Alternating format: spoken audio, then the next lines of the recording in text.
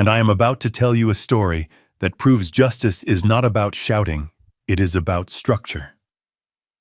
When my son Evan died, his wife Nicole inherited everything.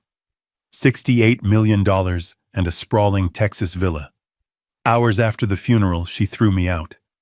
She literally pushed me out the door and told me to go die in a dumpster. She thought she had won. She thought the old man was finished. What she didn't know, what she couldn't possibly know, was that my son and I had one last project together, and the blueprints were perfect. Before I continue, please let me know which city you are listening from. Your support means the world to me.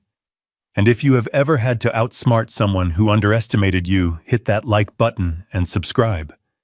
You are not alone. I was standing in my son's study. I am, or I was, a structural engineer. I find comfort in logic in things that are built to last. This room lined with dark cedar smelled of old books and Evan's cologne. It was the only room in the house that still felt like him.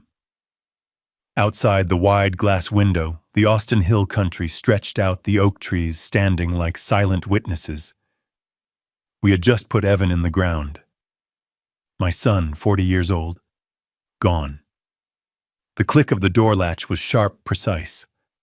I didn't need to turn to know who it was. Her perfume, a heavy, expensive scent, always arrived before she did. Nicole, my daughter-in-law, walked in. She was 35, and even in her grief, she looked flawless, which is to say she showed no grief at all. The black dress she wore to the cemetery was gone. In its place was a silk blouse the color of new money, a bright, jarring green. Her eyes were clear, dry, and impatient. "Mr. Powell finished the reading," she announced. Her voice was flat, like a pane of glass. No sorrow, just business. "While you were out here, brooding." The small dig was typical. I had been out in this garden trying to breathe.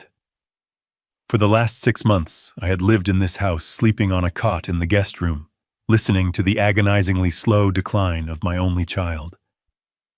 Pancreatic cancer. It had ripped through him, leaving a shell that I barely recognized.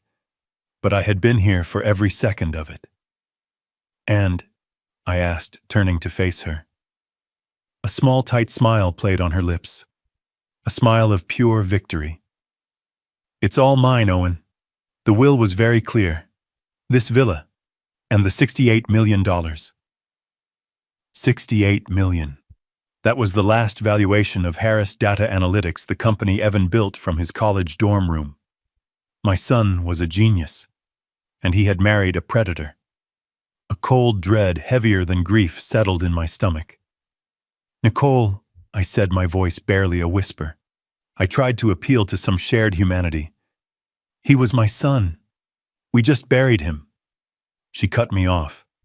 Her eyes went from cold to ice. "No," she said, stepping forward.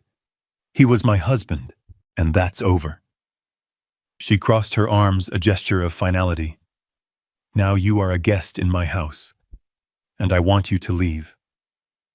The words just hung there. "I want you to leave." I must have looked confused because she sighed as if explaining a simple concept to a child. "Leave, Owen. Leave. Get your things and get out." I stared at her. "Get out." "Go where, Nicole?" "I sold my condo in Houston to come here. Evan wanted me here. He asked me to come." "Evan is dead," she said, shrugging as if discussing the weather. "He doesn't get a vote anymore. I need my space. I need to move on, start fresh. And I can't do that with you haunting the halls, a sad old relic reminding me of sickness." The cruelty of it was breathtaking. I had sold my home, the small quiet place that I had shared with my late wife, Clara, the home where every corner held a memory of her. I sold it, cashed out my retirement savings, all at Evan's request, 6 months ago.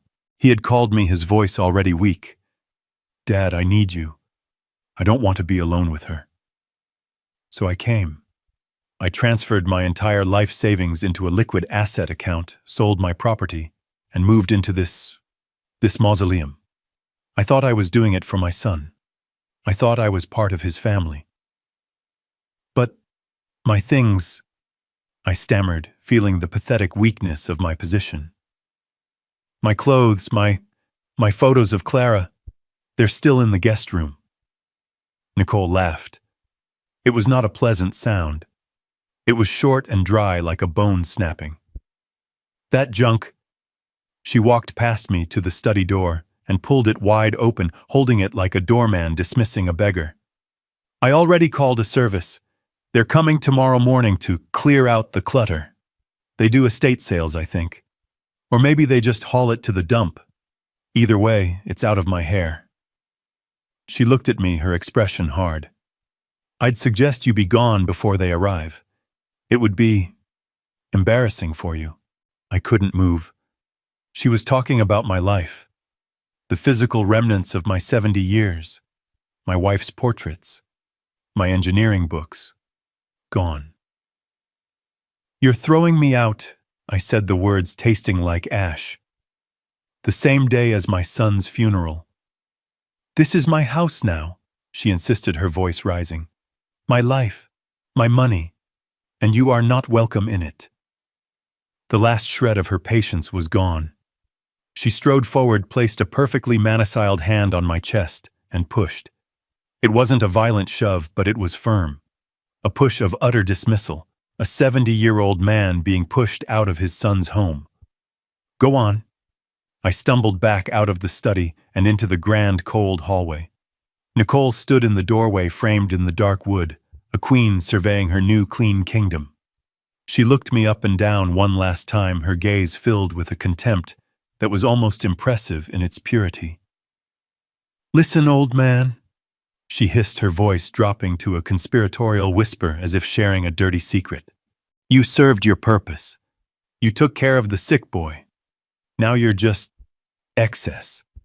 You have no more use. She leaned in. Go die in a dumpster. The heavy oak door slammed shut. The sound echoed in the marble foyer. The click of the deadbolt sliding into place was the final punctuation. I stood there on the porch, wearing my funeral suit. The keys to my 10-year-old sedan were in my pocket. Nothing else. No wallet. No credit cards. No change of clothes. No home. No family. Not a single possession to my name. The Austin evening air was starting to cool, but I felt a chill that came from deep inside. I stood motionless for a full minute, just trying to process the raw, unadulterated hatred. I tried to breathe, but my chest felt like it was encased in concrete. And then I remembered. The memory was so clear it cut through the shock. Evan. 3 weeks ago. He was lying in the hospital bed we'd set up in the living room, the one overlooking the garden. He was skeletal, his skin a pale, waxy yellow. The cancer had invaded everything. But his mind was still sharp. He had grabbed my hand, his grip surprisingly strong for a man so close to the end. Dad, he had whispered, the effort making him cough. I'm right here, son, I'd said, adjusting his pillow. Just rest. No, he insisted, his eyes locking onto mine. A spark of the old Evan, the genius, the planner. I'm sorry. About Nicole. Don't worry about that now, I said, trying to soothe him. It doesn't matter. It does, he rasped. You have to promise me something. After I'm gone. Things are going to happen. She's going to be herself. He'd given a weak, bitter laugh. She's going to be exactly who she is. I didn't understand then. I thought it was the morphine, the rambling of a dying man. Dad promised me. He squeezed my hand. Let it play out. Whatever she does, whatever she says, you do nothing. You don't react. You don't fight her. You just let it happen. Promise me. I promise, Evan, I said, just to give him peace. I promise. Now, standing on the cold stone porch of the house I helped design, cast out like trash, I finally understood. He knew. My boy knew exactly who he was married to. He knew exactly what she would do, and he had made me promise. My silence began at that moment. The rage was still there, a white-hot fire in my gut. But the promise to my dead son was a firewall. This was not weakness. This was not surrender. This was the beginning of a plan. I turned my back on the house, walked down the long, immaculate driveway, got into my car, and drove away without looking back. I drove for an hour, maybe more. The sun dipped below the hills, painting the sky in colors of bruise purple and blood orange. I just drove. The familiar streets of Austin became a maze. I had no destination. The reality of my situation began to sink in. I am 70 years old. I have no home. My wallet, my credit cards, my checkbook were all in that guest room in the junk Nicole was having, hauled away. I was, for all intents and purposes, destitute. I pulled into a gas station, the check engine light on my car glowing mockingly. I searched the console and my pockets. I found a handful of change, just enough for a call. I stepped into the greasy, flickering light of a public phone booth, a relic from an age I suddenly felt very much a part of. I dialed the number from memory. It rang 4 times. Yeah. The voice on the other end was gravelly impatient. Diane, I said. I was surprised to hear my own voice crack. Owen, my God, where are you? I've been trying your cell. After the service, Wait a minute. You sound terrible. What's wrong? Diane. My late wife, Clara's best friend. They had been like sisters since college. When Clara passed, Diane was the only one who didn't offer platitudes. She just showed up with a bottle of scotch and sat with me in silence. She's a retired journalist, practical, sharp as a tack, and has no tolerance for nonsense. I took a deep breath. Nicole. She kicked me out, Diane. Dead silence on the other end. I could practically hear her processing the information. What? She threw me out of the house just now, right after the funeral. She said it's all hers. A string of curses exploded from the receiver, a colorful tapestry of words that made a nearby trucker look over at me in admiration. That bitch! Diane roared, and I had to pull the phone away from my ear. I knew she was a gold-plated snake, I told Clara. I said. She cut herself off with a grunt. A heavy sigh. Where are you, Owen? Give me the exact address. I told her the intersection. Stay right there, she commanded. Don't move a muscle. I'll be there in 10 minutes. She was there in 8. Her old Toyota sedan screeched to a halt in front of the phone booth. She got out her silver hair, a wild halo. Under the gas station lights, marched right up to me and wrapped me in a hug. It was a solid, bracing embrace that smelled faintly of turpentine and coffee. Get in the car, she said.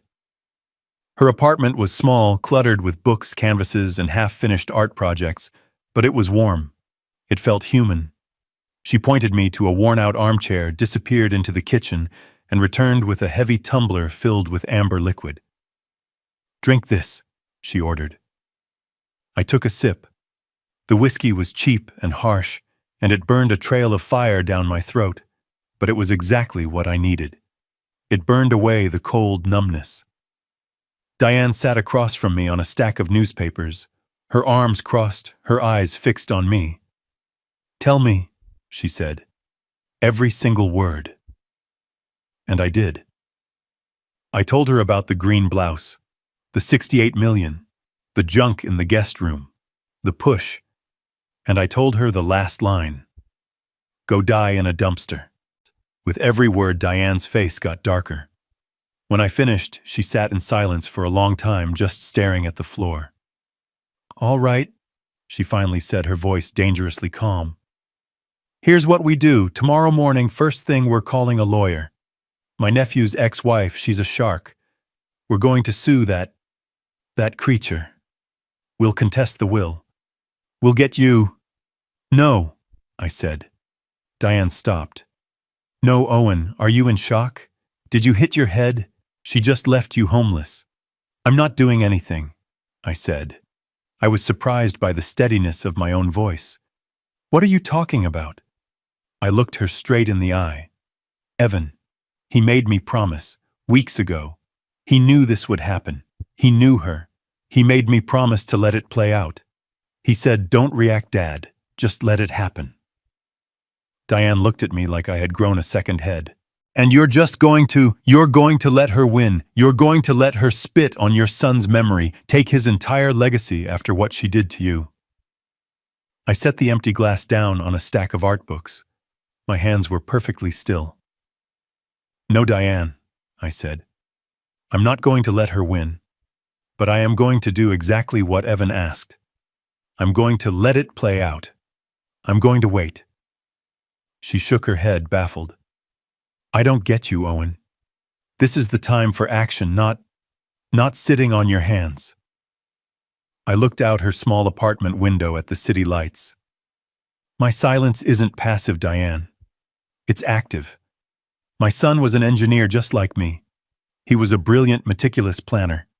He didn't build a $68 million company by accident, and he wouldn't have made me promise something like that for no reason.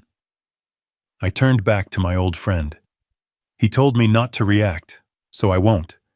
I'm going to wait. I'm going to be perfectly, devastatingly silent, and I'm going to watch her find out what kind of structure my son really built. I settled into a quiet, painful routine at Diane's apartment. She gave me her spare room, the one filled with old canvases and the smell of oil paint. I spent my days walking by the river, trying to make sense of the new sharp-edged shape of my life. I was a ghost in my own city. But I was not idle. I was waiting. And Diane, bless her fiery, practical heart, became my eyes and ears.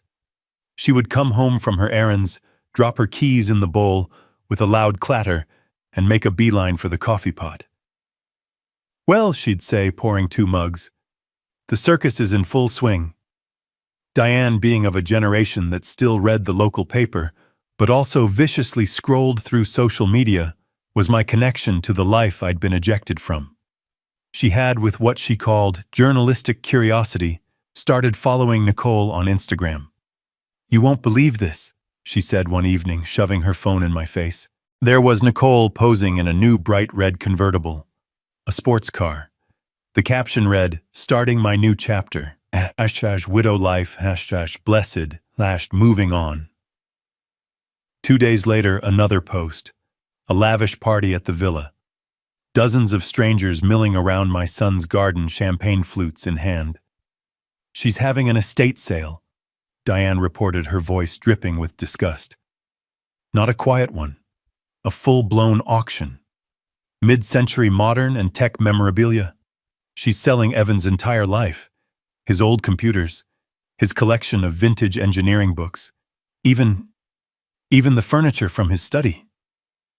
I just nodded, sipping my coffee. The furniture I had helped him pick out. The desk where he'd coded the first version of his company. Don't you want to, I don't know, scream? Diane asked, watching me. I looked at the picture of Nicole, smiling, her arm around some young, handsome man. No, I said, my voice quiet. She's doing exactly what Evan predicted. She's loud. She's fast. She's making a spectacle.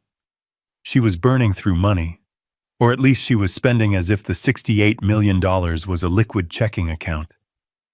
She was putting on a show for the world, trying to prove how rich and free she was. But I knew the truth.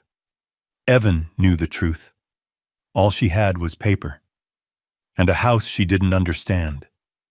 She was an actress signing autographs on a stage she didn't own. Her new life was a performance, and the first bill was about to come due. She just didn't know it yet. The call came on a Tuesday morning. I had just returned from a walk, and Diane was at her painting easel, a whirlwind of gray hair and focused energy. My cheap, prepaid phone, which Diane had insisted on buying me, buzzed on the kitchen counter. An unknown number. I picked it up. Hello? A sharp, impatient breath on the other end. Owen. It was Nicole. Her voice was not the weeping, desperate tone I had heard in my imagination. It was the same cold, arrogant voice that had told me to go die. "I need the key," she snapped. No hello, no preamble. I stood very still, watching Diane's brush move across the canvas. "I'm afraid I don't understand." "Don't play stupid with me," she hissed. "I've turned this house upside down. Evan's personal safe, the little one behind the bookshelf in his study. I can't find the key. I know he gave it to you." Ah. So the performance was over. The parties and the sports car were not enough. She needed something specific. "Why would you think I have it, Nicole?" I kept my voice perfectly level, a calm, flat line. "Because you were his confidant. You two were always whispering. He probably told you to hide it from me. He was always trying to protect things." Her voice was laced with an old resentment. This was an old fight. "I'm sorry I can't help you," I said. "Listen to me, you old fool!" Her voice dropped, losing its manufactured polish and turning into a raw snarl. "I am not asking. I am telling you. That safe contains business documents. Things I need. Whatever he put in there, it belongs to me now. I am the sole heir." She was right. She was the heir to everything. My son had made sure of that. And he had made sure I would promise not to interfere. "I'm sorry, Nicole," I said again, and I enjoyed the sterile, meaningless phrase. "Give me the key, Owen, or what you want money for it." "Is that it? Are you trying to blackmail me?" "I don't know what you're talking about," I said. It was the first deliberate, calculated lie of my plan. It slipped out easily. It felt structural. Like laying a foundation stone.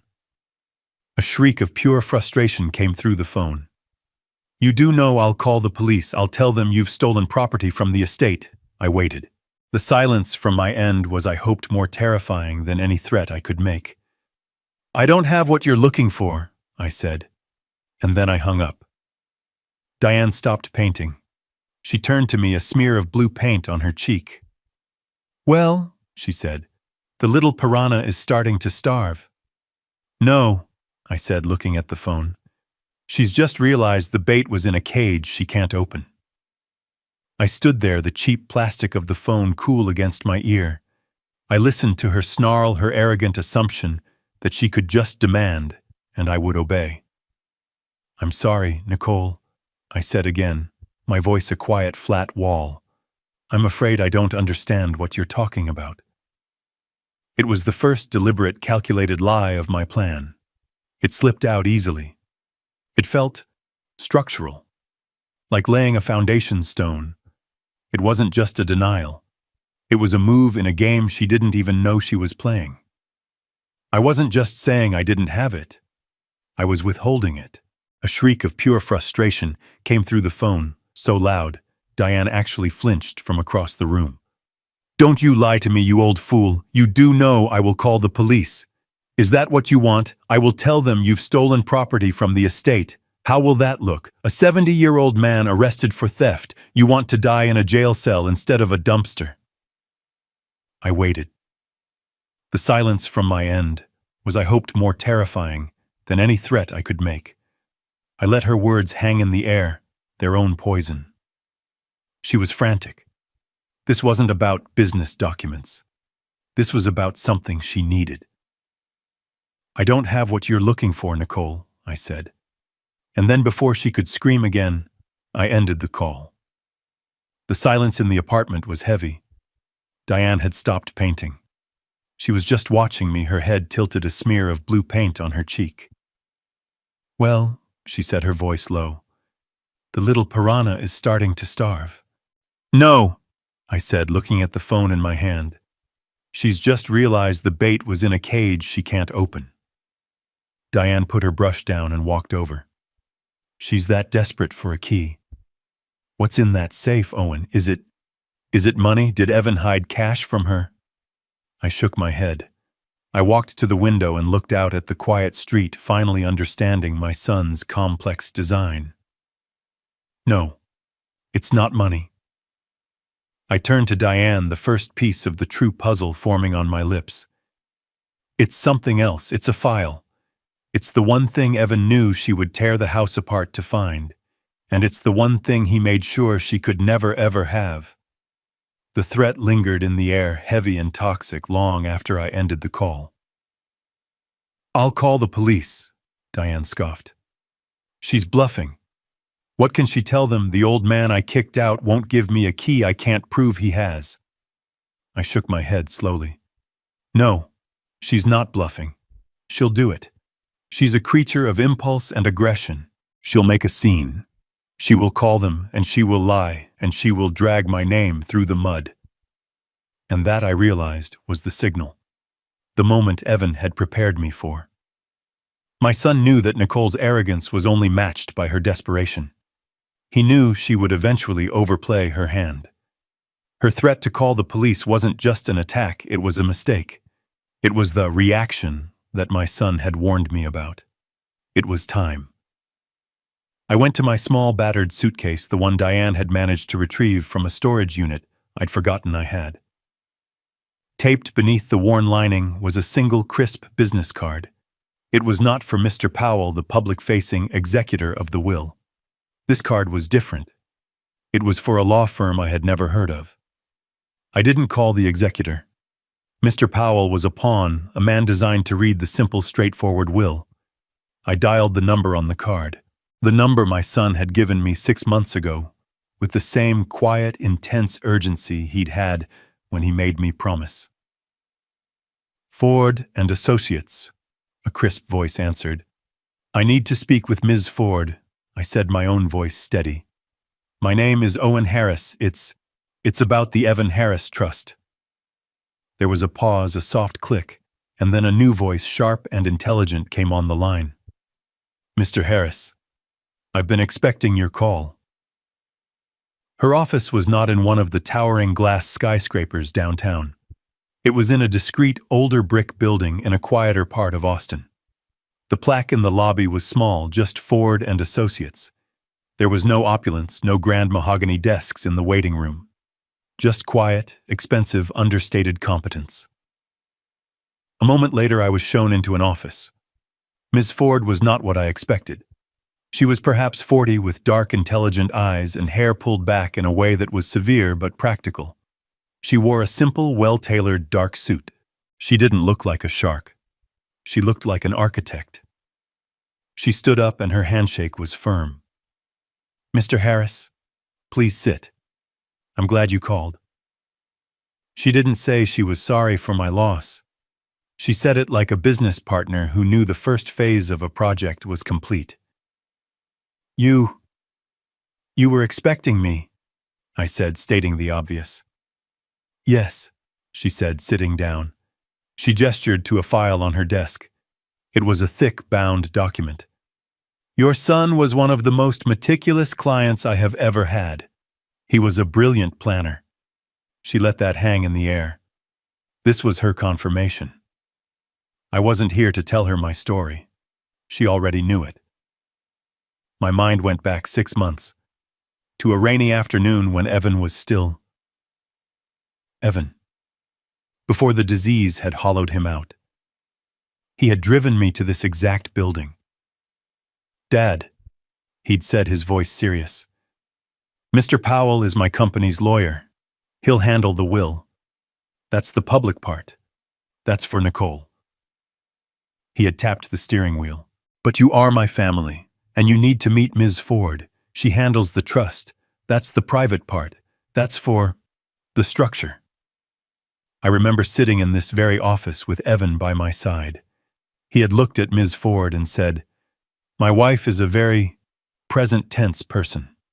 She does not plan. She consumes. I have a father who needs to be protected, and I have a legacy that needs to be secured. The will is the bait. This," he had tapped the thick document she was preparing, "this is the trap." Ms. Ford had nodded. "It's a very specific and binding living trust, Evan. It's built like a fortress. But it requires a partner, someone with patience, Someone who can withstand the initial assault. Evan had looked at me. My dad is an engineer. He understands that a foundation has to cure. He can be silent. He can wait. Now, sitting in that same chair, I felt the crushing weight of that promise. He knew, I whispered. He knew she would kick me out. He anticipated it, Miss, Ford corrected gently. He anticipated several possibilities, but he knew her character. He knew she would see you as a liability, not an asset. He built this entire structure around that one predictable fact. She leaned forward, her expression shifting from professional calm to something active. You've done the hardest part, Mr. Harris. You've endured the emotional assault. You've been silent. You've let her make the first move. You've honored the plan. She smiled a thin, sharp, intelligent smile. Now it's our turn. Now we follow the blueprint.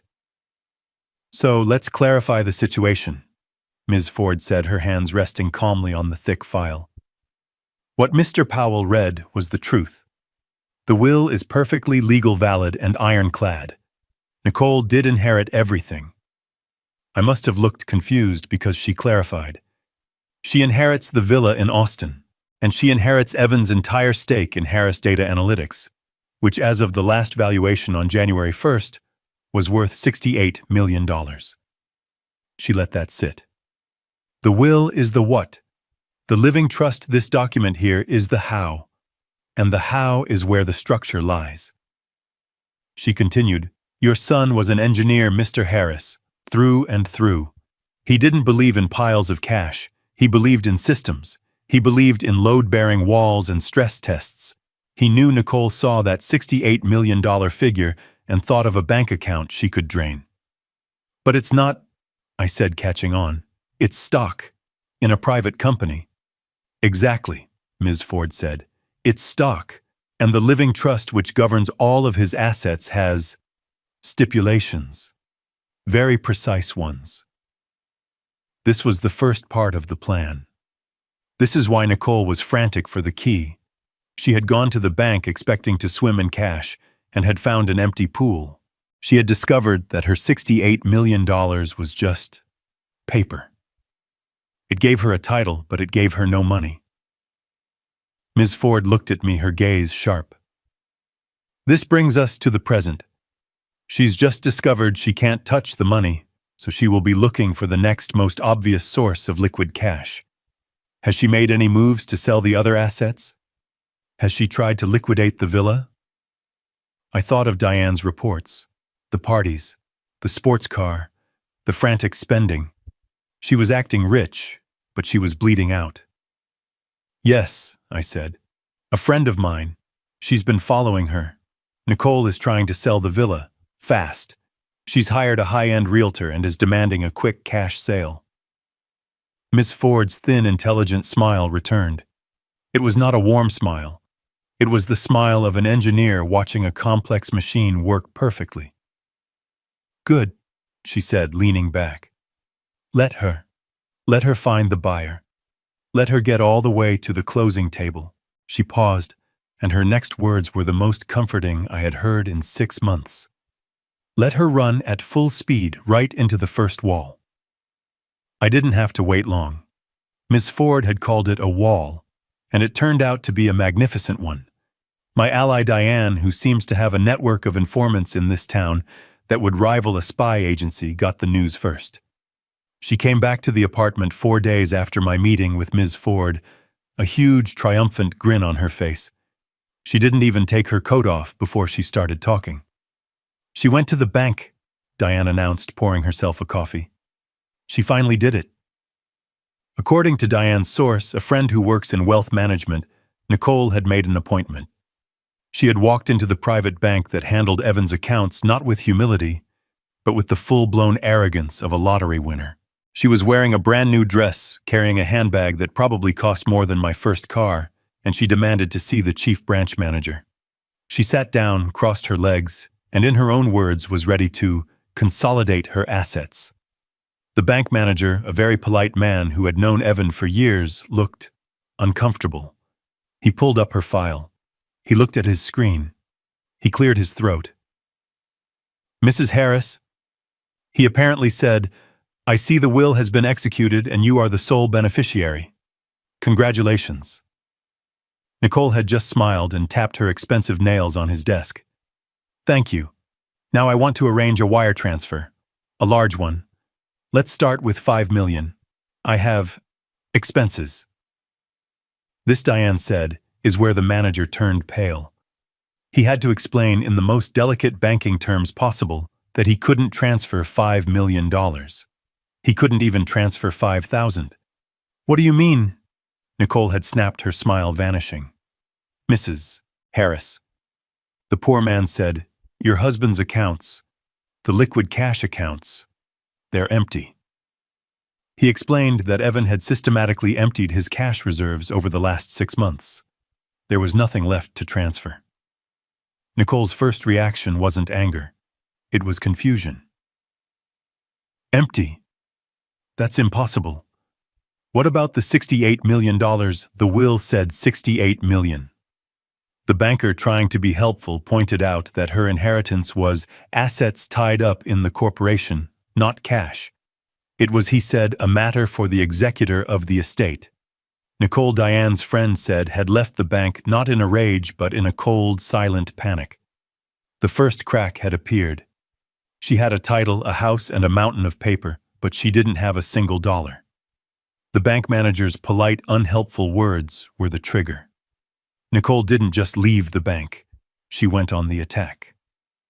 Her next stop was not to go home and think. It was to find someone to blame. And that person was Mr. Powell.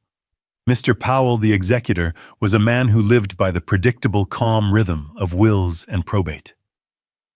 His office was a sanctuary of beige carpets and the quiet ticking of a grandfather clock. He was not prepared for the hurricane that was Nicole Harris. His secretary told us later, Diane, of course, got the story that Nicole didn't wait to be announced. She simply burst through the main doors, her face a mask of pale rage, and stormed past the front desk yelling his name. "Powell, where are you?"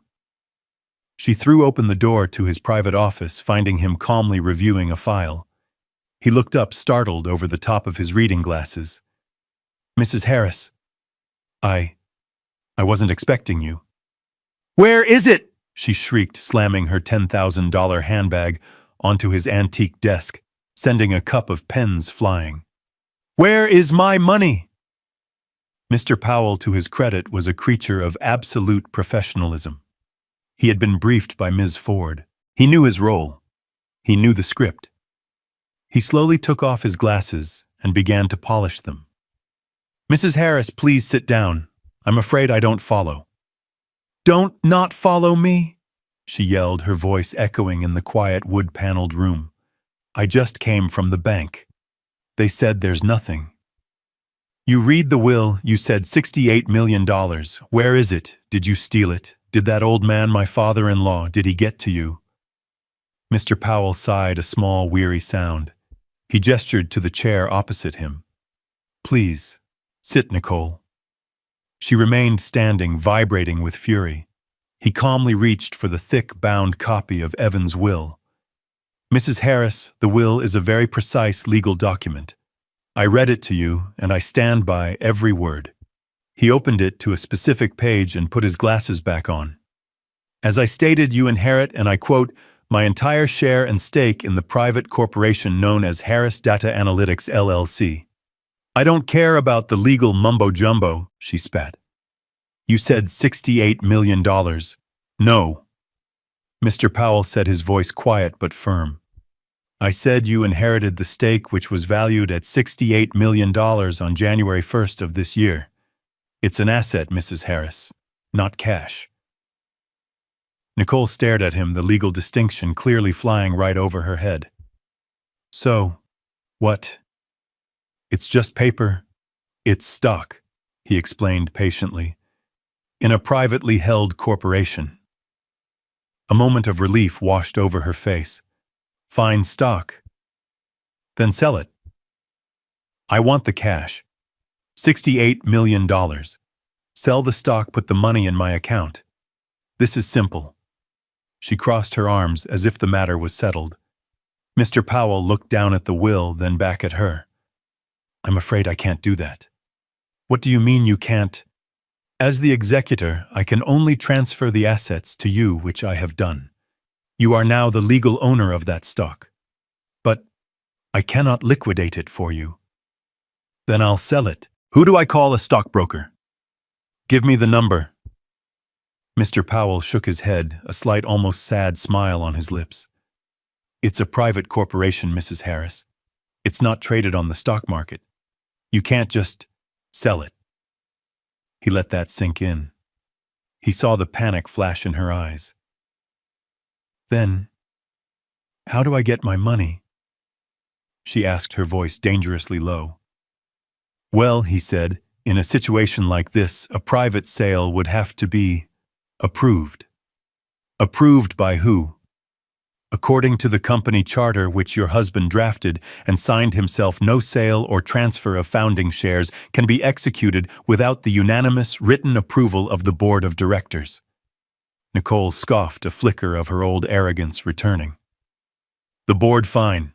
Who is it?" "A bunch of Evan's old college buddies. Get them on the phone. I'll convince them." Mr. Powell tented his fingers. He looked at a different file on his desk, one Ms. Ford had provided him that morning. "Well, that's the interesting part. Since your husband was the primary shareholder and board member, and since his passing, the board has by its own bylaws consolidated." "What does that mean?" she snapped. "It means," Powell said, looking her directly in the eye, "that there is currently only one remaining founding board member.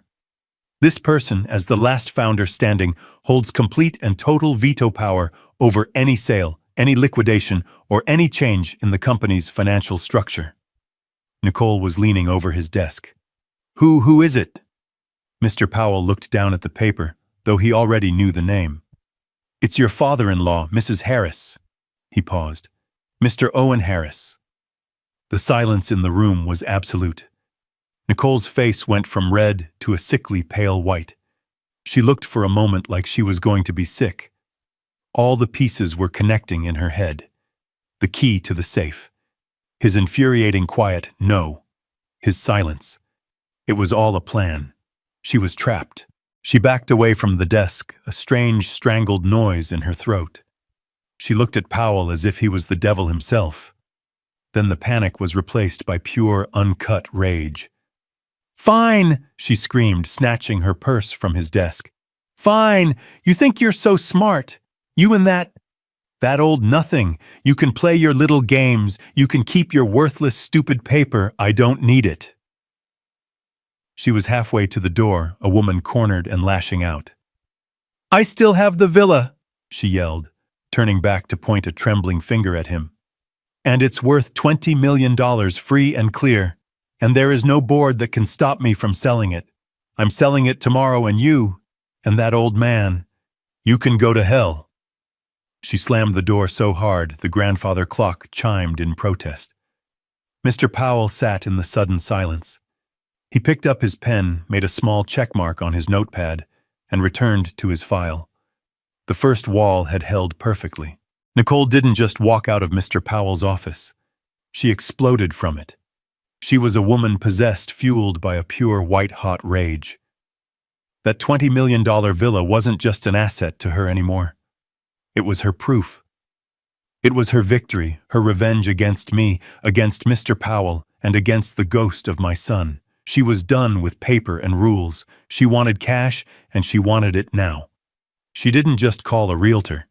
She called the most expensive, aggressive real estate agent in Austin. The kind you see on reality TV who wears sharp suits and promises impossible results. Diane, my ever-watchful ally, reported that the realtor's Instagram was suddenly full of sneak peeks of a stunning, one-of-a-kind Austin masterpiece. Nicole's only instruction to the agent was simple and desperate. "I don't care about the best price. I care about the fastest price. I want a cash buyer, and I want this done in 10 days. Of course she did. She was bleeding money. The upkeep on that villa, the taxes, the pool cleaners, the landscaping, the electricity for a 10,000 square foot home was astronomical. The credit cards she'd been using to fund her new, blessed widow life were screaming in protest, hitting their limits. She wasn't just selling, she was running. And in a hot market like Austin, fast cash for a trophy property wasn't hard to find. Within a week, just 7 days, the high-powered agent had worked a miracle. A cash buyer from California looking to relocate was hooked. They signed the initial papers, waived most of the inspections to speed things up, and a closing date was set. Nicole Diane told me was ecstatic. She was insufferable. She threw another party a pre-closing celebration. She thought she had won. She had found the loophole. She had beaten Evan's stupid, complicated games. She was already planning her move to a beach in Europe. She had in her mind, finally and completely, won. She had no idea. She was a fly buzzing triumphantly, just moments before hitting the glass. The standard title search, the last boring routine step before closing, was about to begin. And that is where Evan had laid his final, most brilliant, load-bearing wall. The deal was set to close on a Friday. Nicole, according to her realtor's triumphant social media, was already packing. She was, for all intents and purposes, a multimillionaire in her own mind. The cash was as good as in her account. The closing was scheduled for 2 p.m. at a high-end title company downtown. The buyers were there with their agent. Nicole was there with hers, wearing a white suit, as if she were the bride at a wedding. She was all smiles, tapping her pen, ready to sign the papers that would release her. This is the part of any real estate deal that is by design boring. It's called due diligence. It's the part Nicole, in her haste, had tried to skip, but the buyers, being wealthy and smart, had not. Their lawyers and the escrow company ensuring the deal had to do one final routine check. A title search. A simple computerized check to make sure the property was free and clear. They were all sitting at the long, polished conference table. The title officer, a neutral man in a bland suit, was shuffling the last of the papers. The check for $20 million was sitting right there, a cashier's check waiting to be handed over. The officer's phone buzzed. He looked at it, annoyed by the interruption. He answered, "This is Mark, closing for Harris." He went quiet. His face, which had been bored, suddenly became interested. He said, "I'm sorry, can you repeat that?" "You've double-checked." He listened again. Yes, I see it now. It was filed 4 months ago. My apologies. I'll inform the parties." He hung up. He looked uncomfortable. "Is there a problem?" the buyer's lawyer asked, his senses tingling. A small one," the title officer said, turning to his computer. He typed, and there it was. It seems there is a lien on the property." Nicole laughed. "A lien, what like? An unpaid water bill, just pay it and let's get on with it." The officer shook his head, not looking at her. He was reading the screen, his eyes wide. "No, ma'am, not a water bill." "What is it, Mark?" the buyer's lawyer demanded. "It's a UCC-1 filing," the officer said, his voice now cautious. "A secured promissory note. The house, the property itself, was used as collateral for a private loan." Nicole's smile froze. "A loan? What loan? Evan didn't have any loans." "This one was registered 4 months ago," the officer said, reading. Just before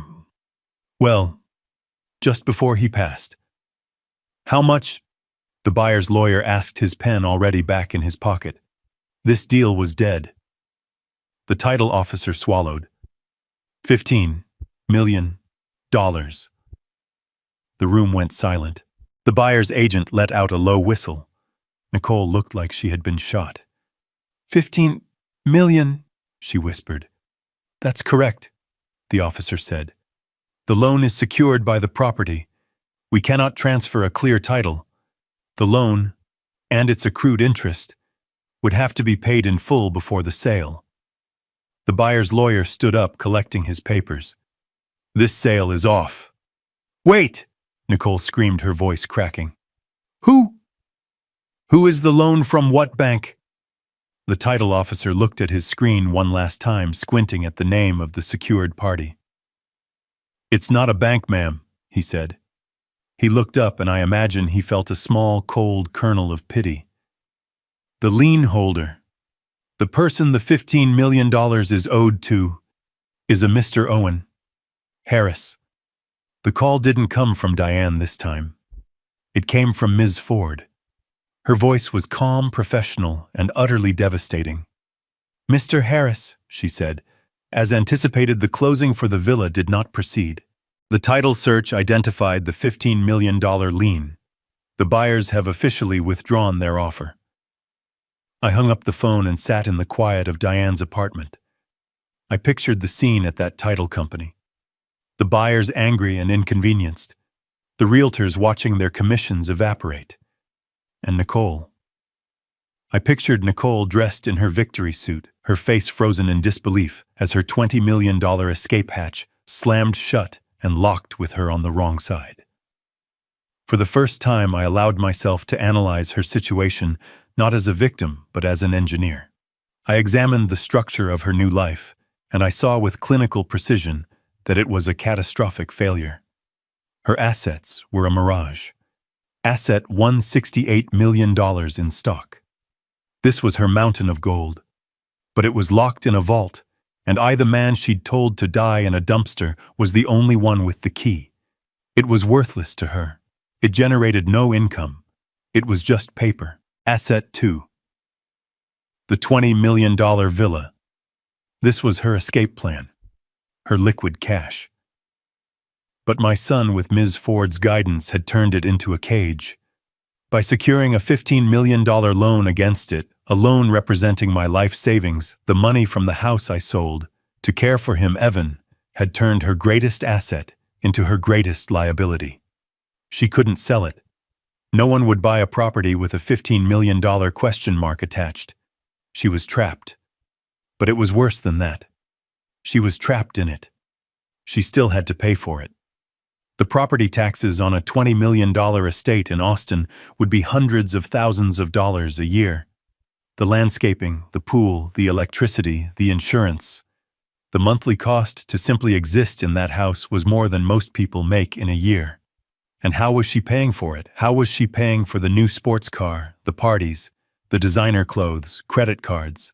She was funding a multimillionaire's lifestyle on plastic. The bills must be arriving, the interest accruing, the limits being reached. I did the math in my head. No cash flow, massive unmanageable liabilities, and zero liquid assets. She wasn't just in trouble. She was insolvent. She was in a financial free-fall accelerating toward a ground made of concrete. She had moved from panic to terror. She was at this very moment a cornered animal, realizing the walls were closing in, and the only path out was blocked by the ghost of her husband and the quiet, patient presence of his father. It took 2 full days, 2 days of silence. I knew she was scrambling, calling her own lawyers, screaming at the title company, the realtor, probably even Mr. Powell again. I knew she was pacing the floors of that $20 million prison, the credit card bills piling up on the kitchen counter, the sheer suffocating terror of her situation finally sinking in. I was at Diane's kitchen table reading a book on bridge design when my cheap phone buzzed. The same unknown number. I let it buzz a second time, a third. Then I calmly picked it up. "Hello?" There was no sound at first, just a shaky, ragged intake of breath. A sound so foreign I almost didn't recognize it. It was the sound of a person who has been crying hard for a very long time. Owen. The voice was not Nicole's, not the Nicole I knew. The sharp, arrogant, ice-cold woman was gone. This voice was a wreck. It was thin, watery, and broken. It was the voice of a child, a terrified child. "Owen, please." She choked on the word. A sob, wet and ugly, burst from her. I said nothing. I just held the phone to my ear, my posture unchanged. I looked at the diagram of a truss bridge, appreciating its strength. Owen, I was at the closing, she stammered, the words tumbling out between sobs. There was a paper, a lien. Owen, they said $15 million. She was crying so hard she could barely speak. I don't understand. What's happening? Evan didn't have any loans I would know. It's a mistake, isn't it? It has to be a mistake. I remained silent. I let her terror fill the space.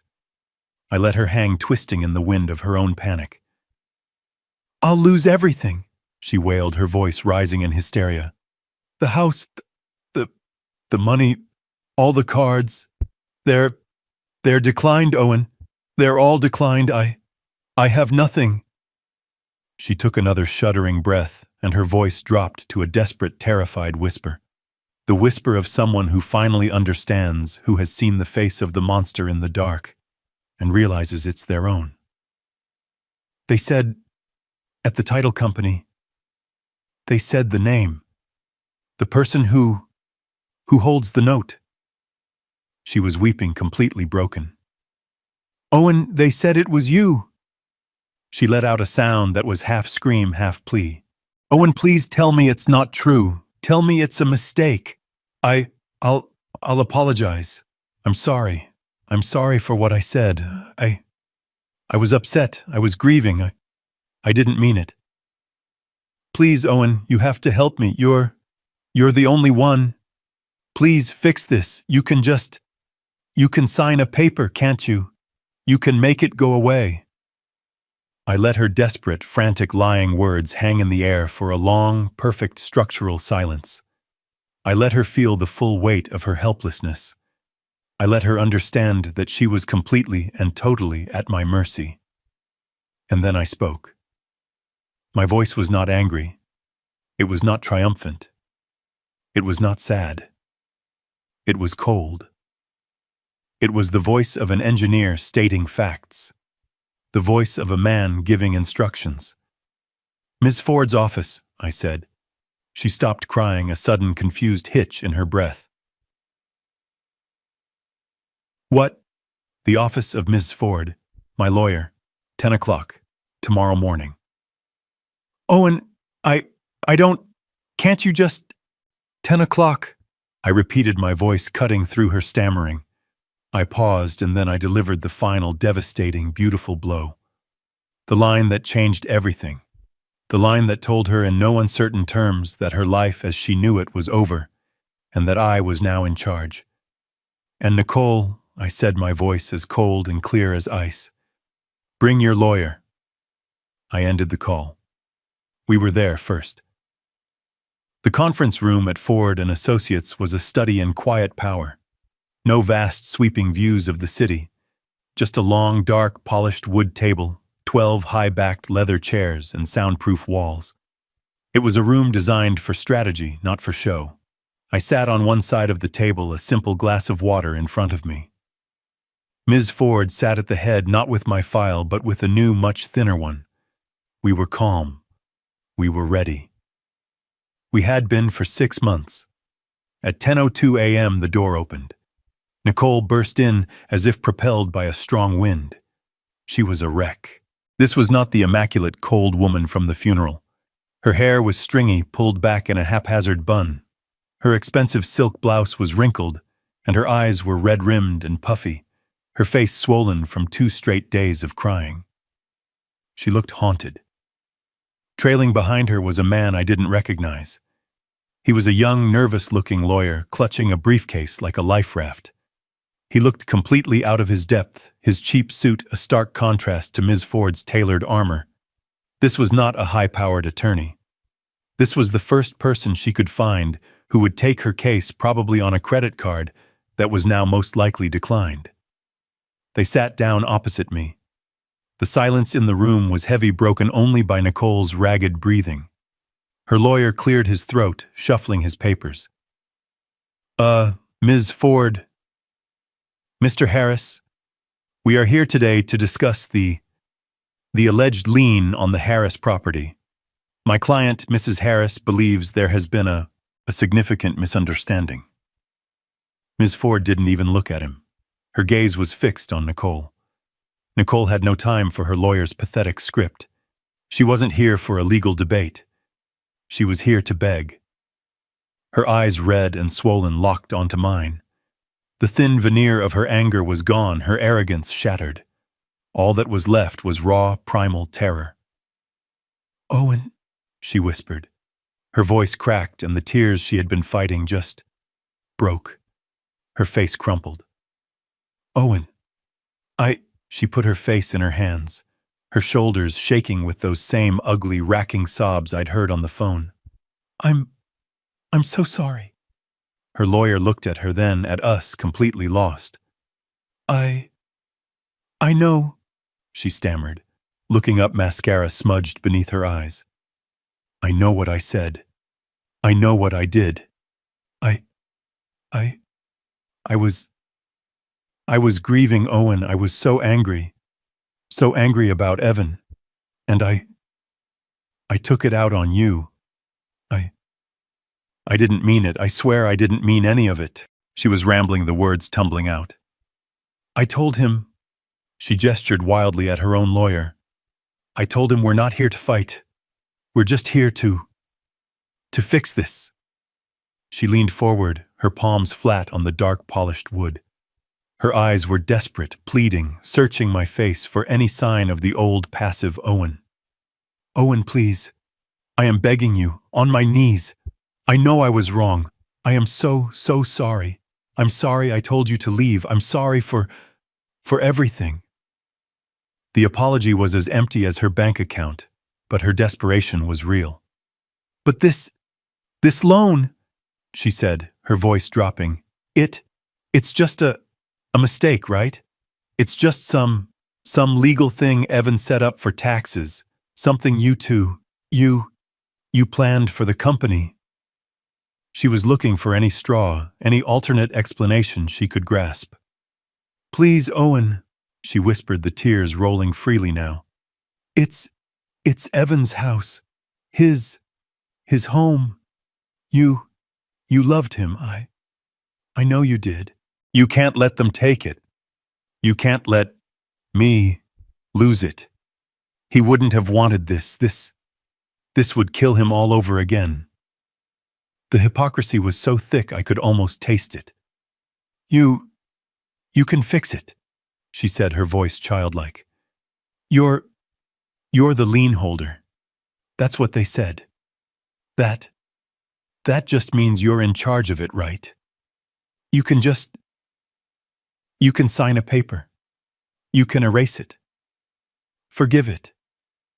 Please, Owen. For Evan's memory. Please. Just make it go away." She was breathless, her entire future hanging on my answer. "I'll do anything," she sobbed. I'll let you move back in. We can share it. I'll give you half. Just help me. Please, Owen, help me." She finished her plea hanging in the soundproof room and looked at me, a drowning woman begging for a lifeline. I let her desperate, frantic, lying words hang in the air for a long, perfect structural silence. I let her feel the full weight of her helplessness. I let her understand that she was completely and totally at my mercy. Her lawyer, seeing her desperation, tried to step in. "My client is clearly very distressed, but she is willing to—" He was cut off. Not by me, but by Ms. Ford. "Let's be very clear about what is happening here." Ms. Ford's voice was not loud, but it sliced through the room, cutting off Nicole's sobs like a switch. It was the voice of a surgeon, precise, cold, and utterly in command. Nicole's head snapped up, her eyes wide. "You are here," Ms. Ford continued, looking directly at Nicole, "begging Mr. Harris to erase a mistake." She shook her head once, a small, sharp gesture. "There is no mistake. There is no they. As you pointed out, there is only him." She gestured to me, but she never broke her gaze from Nicole. You seem to be under the impression that this is a negotiation. It is not. You are here for an explanation, and you will listen. Nicole's lawyer stammered. Now see here, my client. You will be quiet, Ms. Ford said, her voice dropping a degree, or your client can face this alone. Your choice. He closed his mouth. Good, Ms. Ford said. She opened the thin file in front of her. Let's talk about the loan. You are correct. 4 months ago, a lien for $15 million was placed on the villa. You are also correct that Evan had no bank loans. He was far too smart for that. She looked at me, then back at Nicole. 4 months ago, Evan knew his time was short. He also knew his company, Harris Data Analytics, needed a final critical infusion of capital to secure its next-generation platform. A $15 million infusion. He could have sold stock, Nicole's lawyer blurted out, trying to sound smart. He could have, Ms. Ford agreed, but he didn't want to dilute the company. He didn't want outside partners. He needed a loan, a private one, from someone he could trust completely.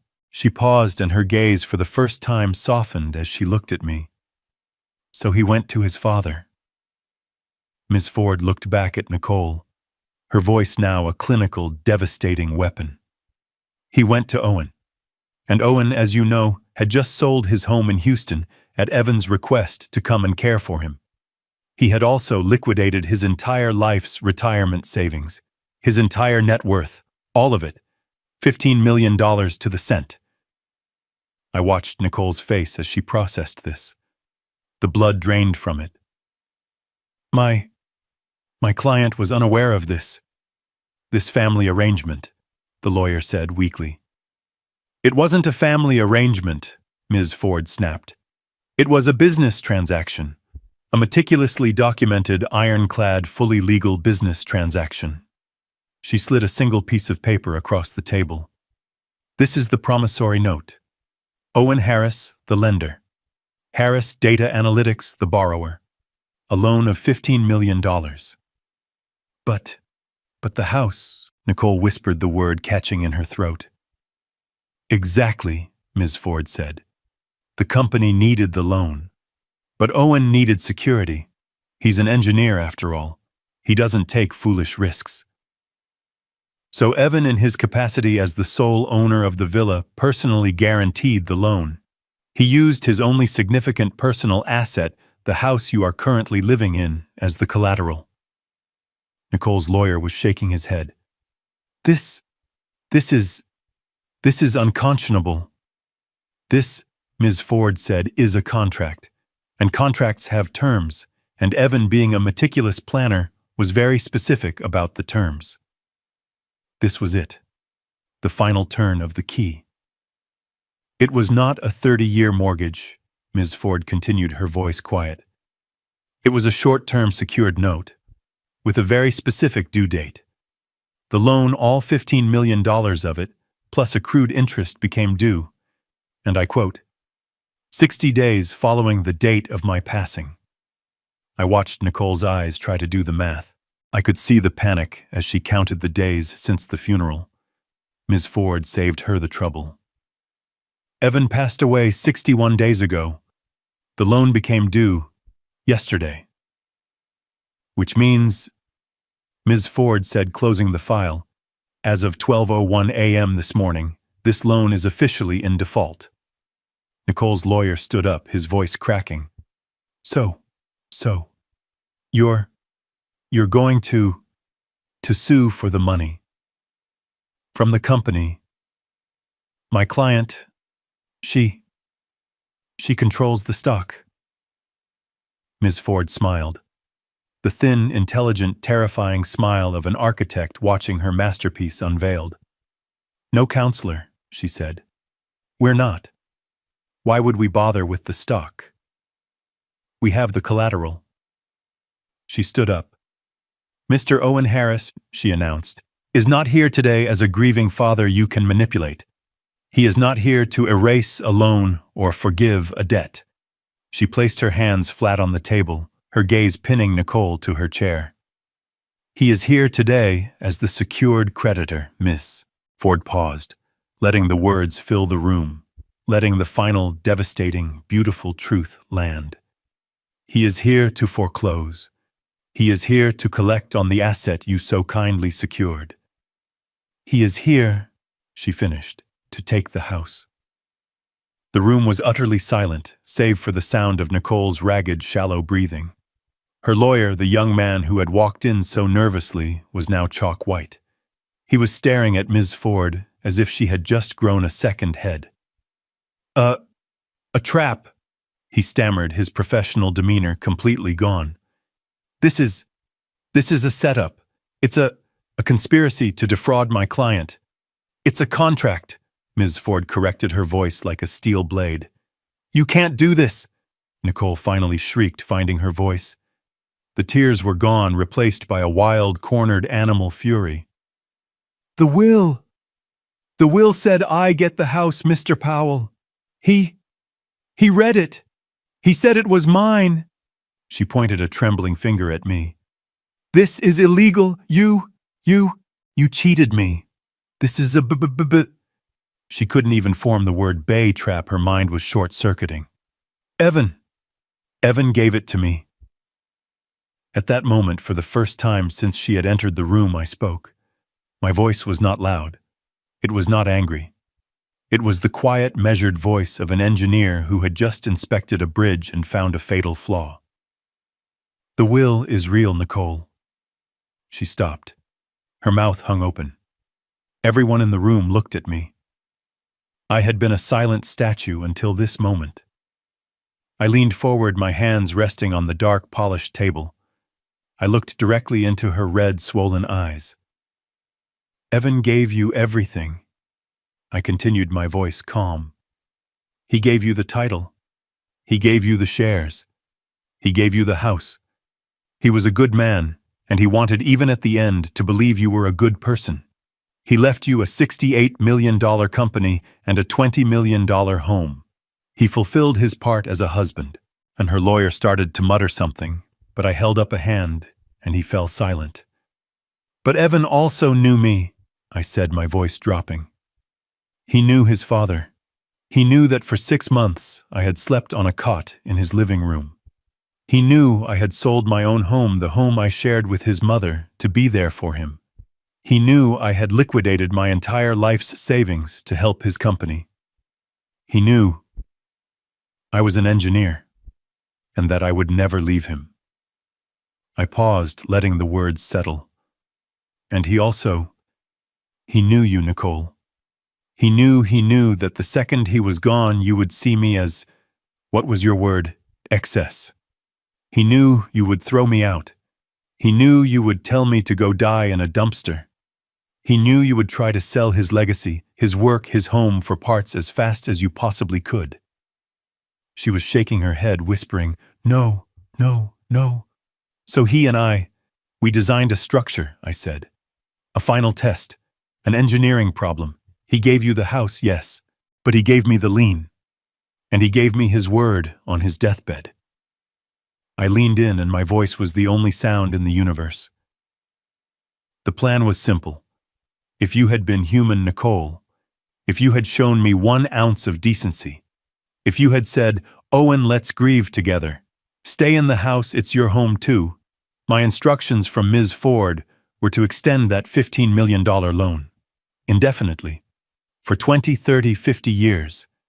The house would have been yours, free and clear to live in, to enjoy. It was a test of your character.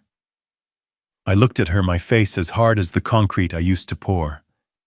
And you failed. The silence that followed was absolute. The lawyer, the young man, just stared, his briefcase open, forgotten. He was witnessing a homicide, and he didn't know how to stop it. Then Ms. Ford, who had been listening with a quiet, appreciative smile, leaned back in her chair. She looked at the lawyer almost pityingly. Mr. Powell read the will very carefully, she said, her voice light, almost conversational. He did his job to the letter. He told your client, she gestured at Nicole, that she would inherit the villa and $68 million in stock. She smiled. He never said free and clear. He never mentioned unencumbered. He never said with no other legal obligations attached. Ms. Ford steepled her fingers, her eyes glinting with a terrifying professional satisfaction. The final teaser. The line from the very beginning. Tell me, counselor, did you, or your client, ever bother to listen carefully to what wasn't said? That was the final blow, the last support beam. Nicole's lawyer had no answer. He just deflated. But Nicole, her eyes, which had been darting between me and Ms. Ford, suddenly went blank. The fury, the terror, the desperation, it all vanished, replaced by a flat, terrifying nothing. Her mind had run the numbers. It had seen the trap, the contract, the test, the failure, and it had finally irrevocably shut down. She made a small, "oh" sound, a tiny little puff of air. Her body, which had been rigid with tension, suddenly went limp.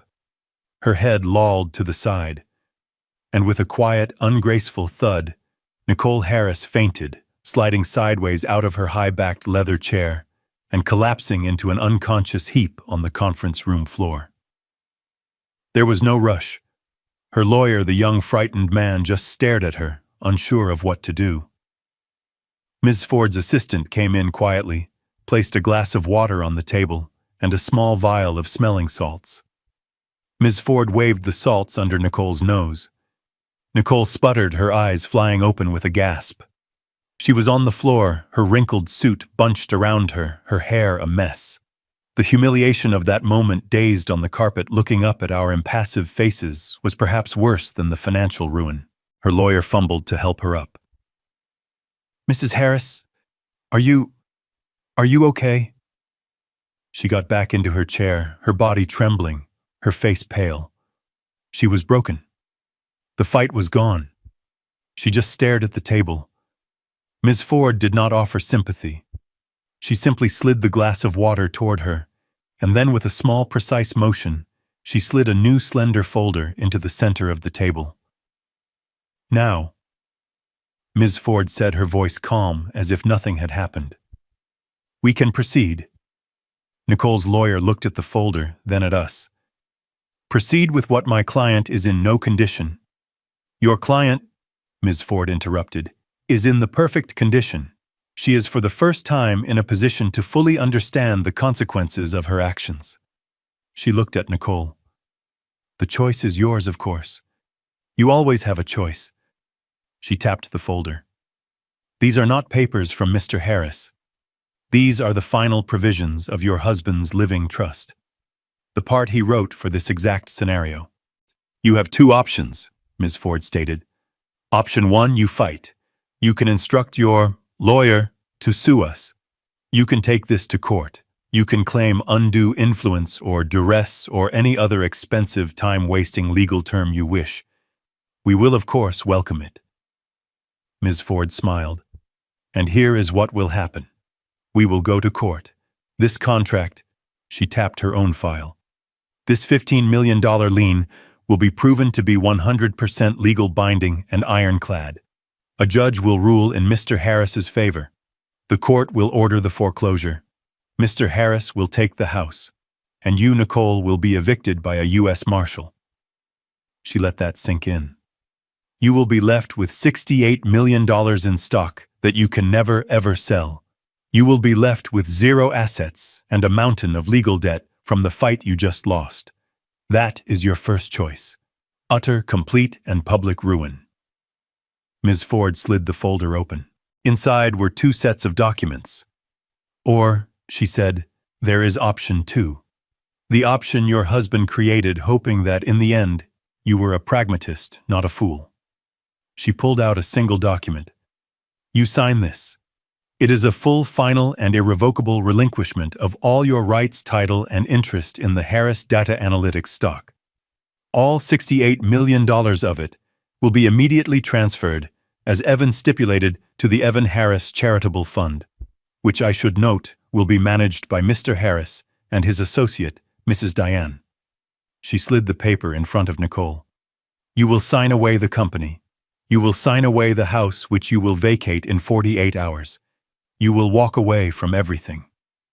And in return, Ms. Ford continued, in exchange for your full and immediate compliance, the trust authorizes Mr. Harris to be generous. She pulled out a second document, a cashier's check. You will receive a one-time final payment of $500,000, tax-free. It is enough for you to start a new life.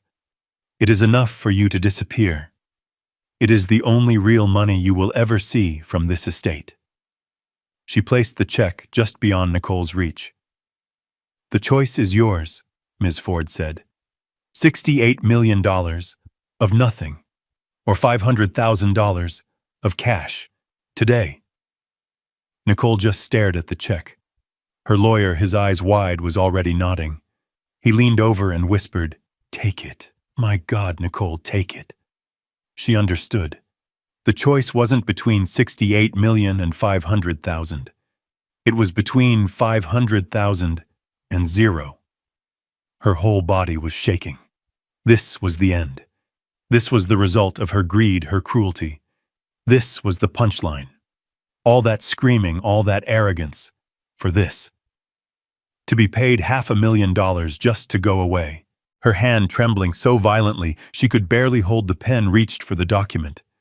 Her lawyer pointed to the signature line. She looked at me one last time. Her eyes were not angry. They were not sad. They were just empty. She signed her name. She had just traded a $68 million empire for her bus ticket out of town. And in that moment she knew, and I knew, that the price was a bargain. She signed the papers. She took the check. And 48 hours later, as stipulated, she was gone. She left the villa in a rented car with one suitcase and $500,000. She left the sports car, the new furniture, and the mountain of debt she had accrued, all of which was now the problem of the estate she had just relinquished. I never set foot in that house again. Legally, the Evan Harris Charitable Fund took possession of the villa as the primary asset securing the defaulted loan. Ms. Ford, acting on behalf of the fund, immediately put the house on the market. It was sold properly and legally within 2 months. The first act of the fund was to use the proceeds of that sale to pay back its first and only creditor, me. The $15 million, my life savings, the money from my home, was returned to me in full. That house, that beautiful $20 million monument to my son's success. It held too many ghosts. It was a place of sickness, of death, and of betrayal. I wanted no part of it. With the $15 million restored, I did exactly what Evan and I had quietly discussed all those months ago. I became the primary benefactor of his fund. Together, Diane and I now run the Evan Harris Foundation, a charitable trust dedicated to providing financial support to families of pancreatic cancer patients, helping them with the exact kind of overwhelming costs I had seen my own son endure. I did not buy a new mansion. I bought a small, quiet condo on the coast near a beach where my late wife Clara and I used to walk back when we were young, and our whole lives were ahead of us. It is quiet. I can hear the ocean. I am 70 years old. I have lost my only son. The grief of that will never leave me. It is a structural part of me now. But I have fulfilled my final promise to him. I have protected his legacy. I have ensured that his name, his real name, is one of hope, not of greed. My silence, I now know, was not weakness. It was not passive. It was the time an engineer gives to a foundation, allowing the concrete to cure, to gain its full, unbreakable strength. I was just waiting. I was letting justice be sharpened. The last I heard from one of Diane's many sources, Nicole was working as a salesperson at a high-end clothing store in Los Angeles. Justice, I have learned, is not always a thunderstorm. It is not always loud. Sometimes it is as quiet, as precise, and as powerful as a single perfectly written and properly executed contract. What I have learned from this, what I want you to take away, is that true strength is rarely about the loudest voice in the room. It is about patience. It is about structure. My silence was my greatest weapon, because it gave my son's meticulous plan the time it needed to work. I learned that you must protect your own dignity, and that sometimes the greatest act of love is not to forgive but to enforce the boundaries that others have chosen to cross. Justice, I have found, is a blueprint. What would you have done in my shoes, and have you ever found that the quietest, most patient plan was the strongest one?